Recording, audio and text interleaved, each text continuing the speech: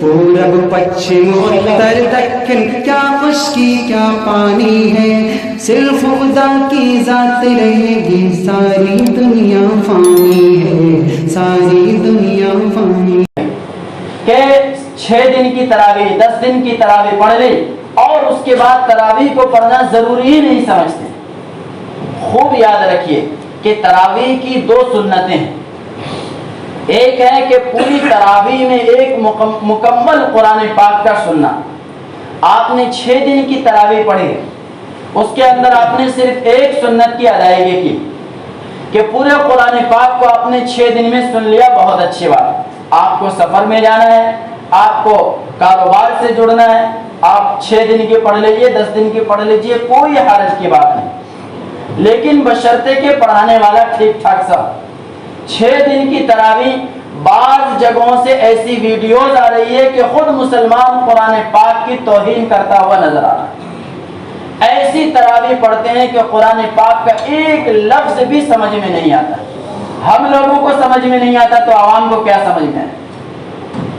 اور پھر یہ کہ 6 دن کی تراویح اگر پڑھتے ہیں تو ایک دن میں کم سے کم 5 پارے بنتے ہیں، اور 5 پارے کے لیے کم سے کم 2.5 سے 3 گھنٹے کی ضرورت ہوتی ہے۔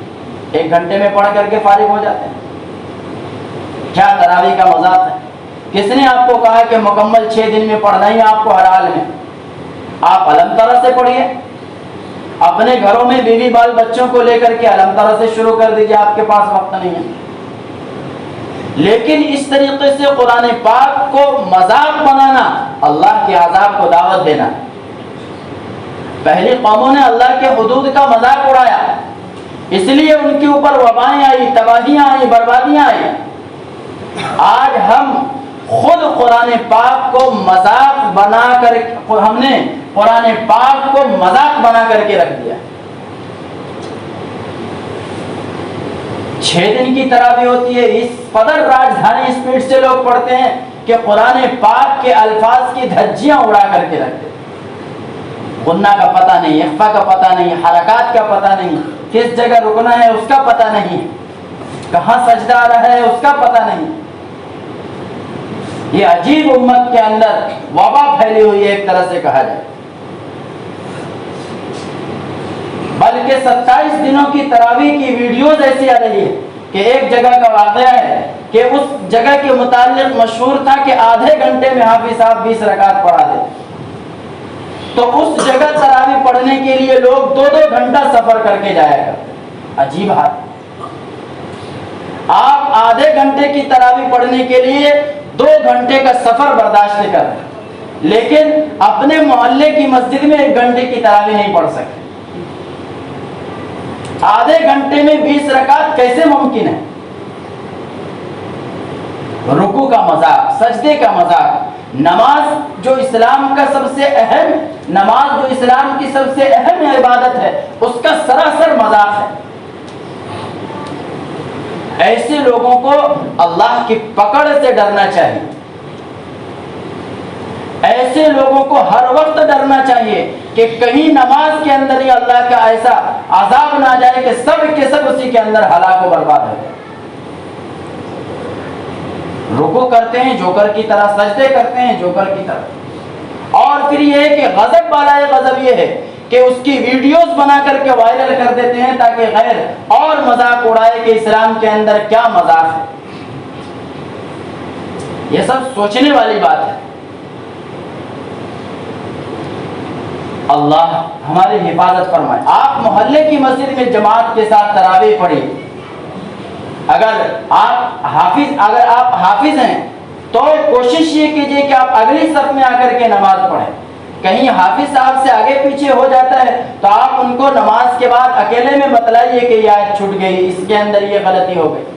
یہ طریقہ ہے۔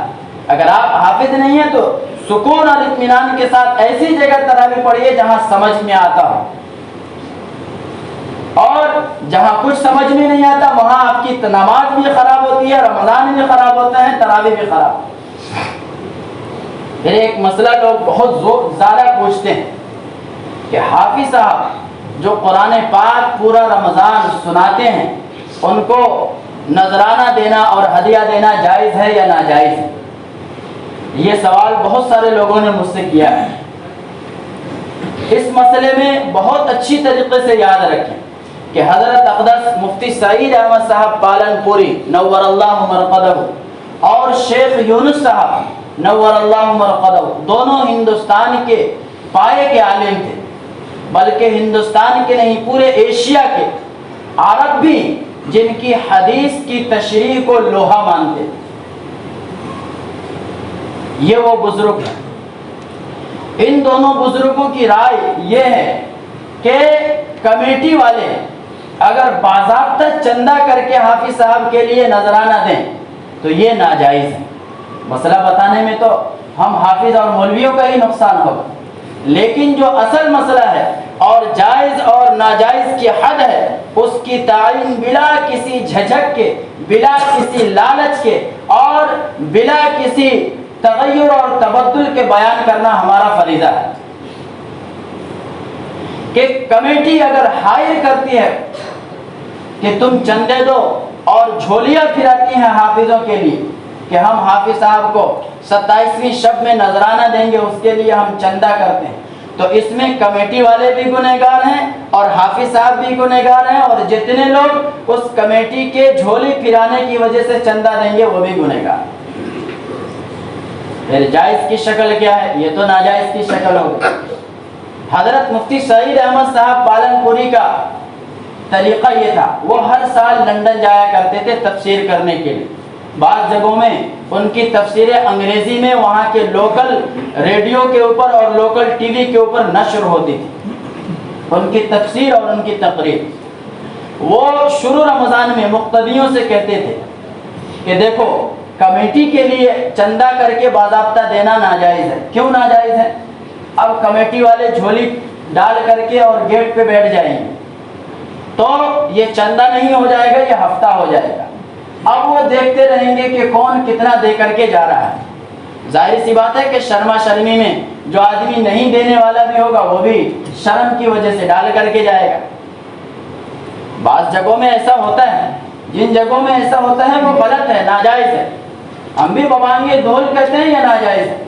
ہم اس کو جائز نہیں کہتے. کوئی پورے علماء دیوبند میں سے کوئی بھی جائز نہیں کہتا اس کو. لیکن آپ کو حافظ صاحب پورے مہینے تراویح سناتے ہیں اور آپ جانتے ہیں کہ تراویح سنانے والا کاروبار نہیں کر سکتا. آپ کی طرح رمضان میں ڈبل ٹبل کما نہیں سکتا. رمضان میں تاجر لوگ ڈبل ٹبل کماتے ہیں اور چیزوں کی قیمت آسمان پر پہنچ جاتی ہے.